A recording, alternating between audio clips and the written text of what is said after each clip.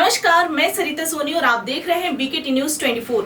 खबरों को विस्तार से जानने के लिए आइए चलते हैं खबरों की ओर।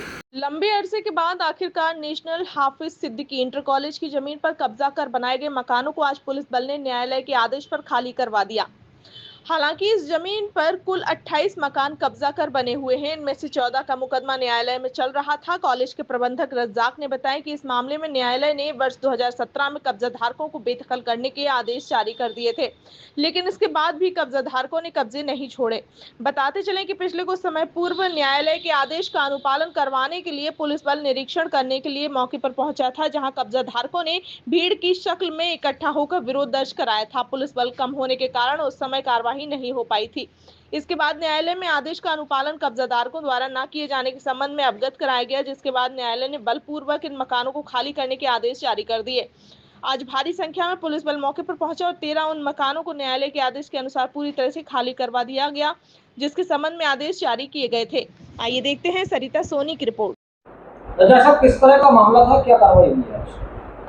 ये जुडिशियल कार्रवाई हुई है इसमें, और चूँकि कोर्ट में 2008 से चल रहा था मामला, 2017 में फैसला हो गया इन लोगों को खाली करने के लिए। 14 लोगों के ऊपर केसेस हुआ था, अभी 13 में आदेश हो गया।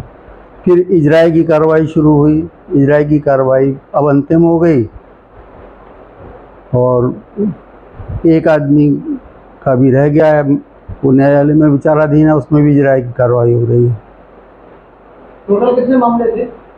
कुल 14 पे मुकदमा दायर हुआ है। 28 है मकान, अभी 14 में शेष है, वो बाद में होगा। वो 14 पे मुकदमे चल रहे हैं? नहीं, हो चुका, फैसला हो चुका। 2017 में फैसला हो गया था। इजराई की कार्रवाई जो कि न्यायालय के आदेश पे ही होती है, क्योंकि 17 में खाली करने का आदेश था, उन्होंने कंप्लायंस नहीं की, खाली नहीं किया। तब कॉलेज की संपत्ति है तो कॉलेज लड़ेगा भिड़ेगा नहीं, न्यायालय में जाएगा। न्यायालय के आदेश पर न्यायालय ने पुलिस को आदेश किया है, उन्हीं के द्वारा हो रहा है। अमीन और पुलिस, हम लोगों का इसमें कोई रोल नहीं है।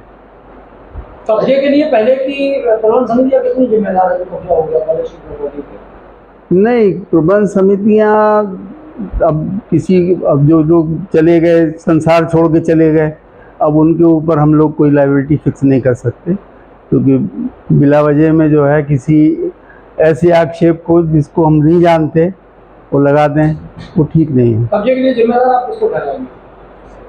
और उस समय जो भी व्यवस्था रही हो, क्योंकि उसमें कुछ कर्मचारी थे हमारे यहाँ के जो स्कूल में काम करते थे, कोई सफाई करता था, कोई कुछ करता था, तो उन लोगों सिंपैथी के नाते दे दिया होगा, और बस वो फिर एक के बाद दूसरे ऐसे अपना कब्जा करते गए। कितनी जमीन है वहाँ पर? नहीं, ज़मीन तो जितनी भी है, क्योंकि एक तरफ नगर पालिका की ज़मीन है, दूसरी तरफ जल निगम है, बीच में कॉलेज है, वो सारी संपत्ति कॉलेज की है जिसके ऊपर ये मकान बने हुए। तो हम लोगों के 48 में रजिस्ट्री हुई थी जब, तब 28 मकान थे।